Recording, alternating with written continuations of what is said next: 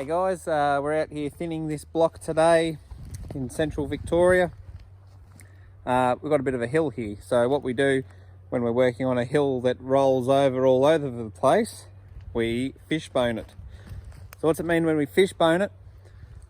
We put a big extraction track from the bottom of the hill straight up to the top of the hill, and we try to pick it right on the middle of the ridge.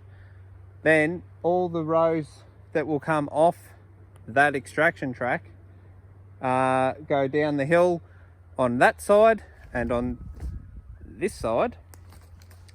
And the reason we do that is because it keeps the forwarder and the harvester level with the side lay. So we do have to cut across the rows when we do it, because the way that the trees are planted, they all go up and down and left and right.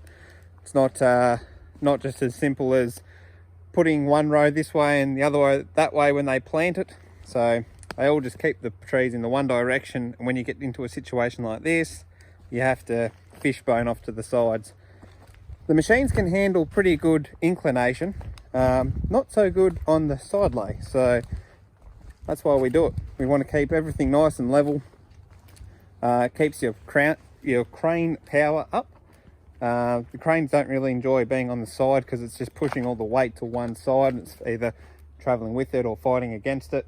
They do, however, have rams underneath the boom there, and that helps it with the inclination. So anything with side lay, the crane is sort of fixed levelly on the level, so it can't combat the side lay. One day though, one day.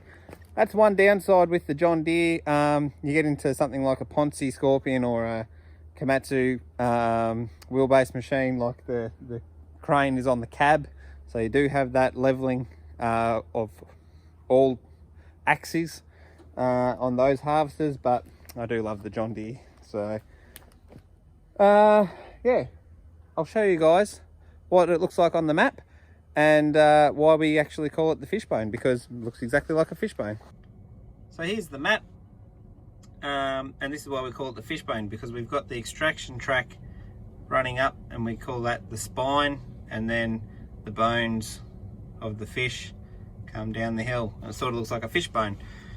You can see that we've done it slightly here too, following the contour lines down there, and then there's an extraction track. Here it could all just come straight out to the road, so we didn't need to worry too much about fishboning it there. And there's a few other areas where it was actually pretty good, it just comes straight out to the track.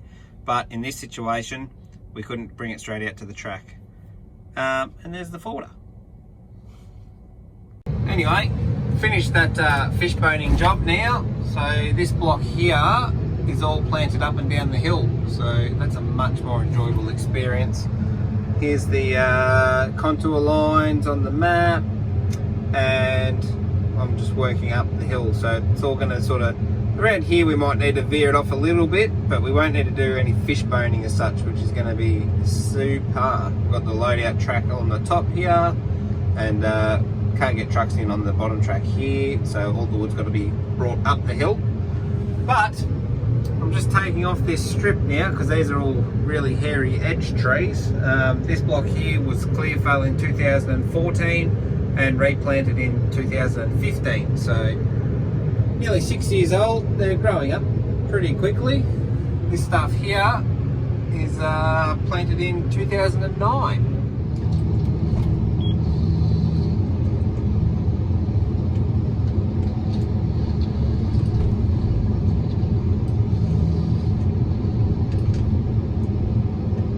So I'm cutting the posts again along here,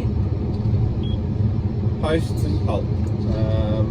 Get a lot of rough trees along the edge, but these ones aren't too bad because they're so young. The limbs, they do look quite hairy, but they're peeling off pretty good, so pretty happy about that. Bit of pulp there.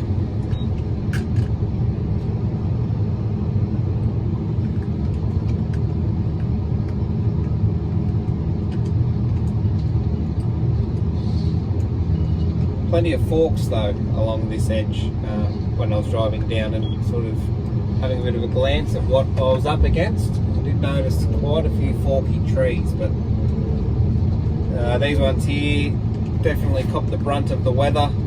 They're not protected by all the other trees, so that's what causes them to get quite hairy and quite rough. But we're still getting good posts out of them.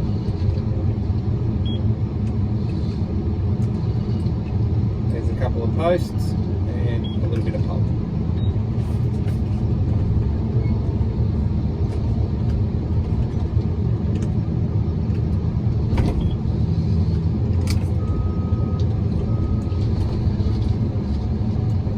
See on this side here, that little scarring indentation on the bottom there, it's actually from deer rubbing their antlers on the bottoms of the tree as they're in velvet.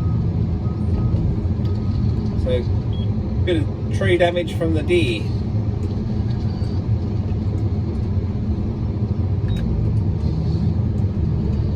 Get rid of that fork and cut this one through.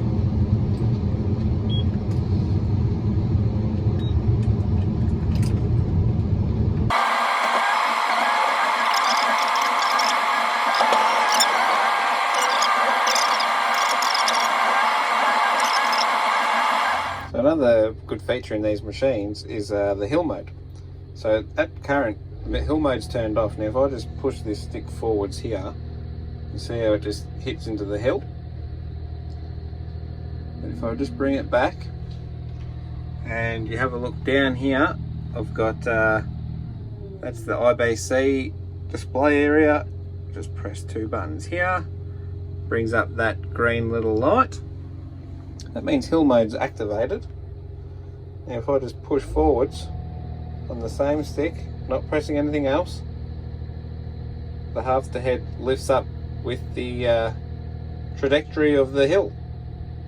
So it stops you smashing the head into the hill essentially. One less function that you need to worry about operating. Alright, so we're just approaching the top of the hill now. Cut down the last couple of trees here, and I'll be able to show you what the hill looks like now that it's got the edge taken away.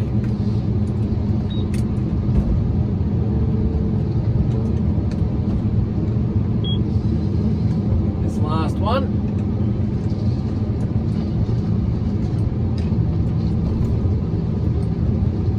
hairy sucker.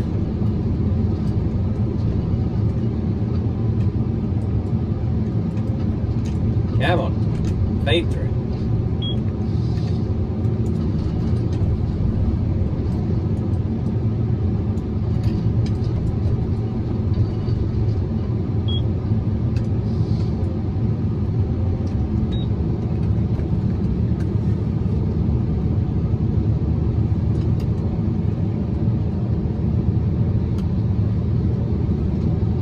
Righto.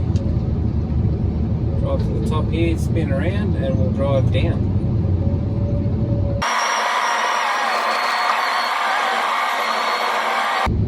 There's the hill now,